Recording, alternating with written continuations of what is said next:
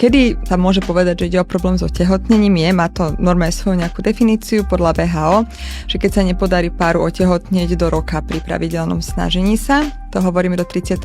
roku života ženy, a po pol roku, keď má žena viac ako 35 rokov. Pretože tá plodnosť vekom ženy proste prirodzene klesá. Je to tehotenstvo poza IVF zákroku rizikovejšie ako bežné? V princípe nie.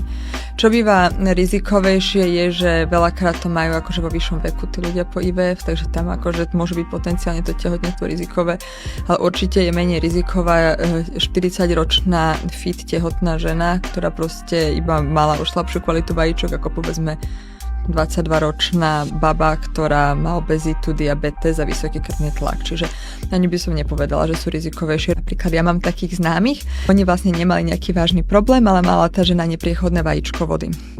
Pravdepodobne po nejakej infekcii.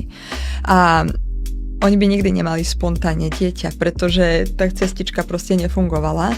A v podstate oni majú už 2 deti a ešte stále majú zamrazené embryko toho jedného IVF cyklu. Oni keby boli 10 rokov doma, nemali by deti, dneska mám 2 krásne deti, plus ona by nemala 30, ale 40 a teraz sa môžeme zase vrátiť k tomu vekovému faktoru.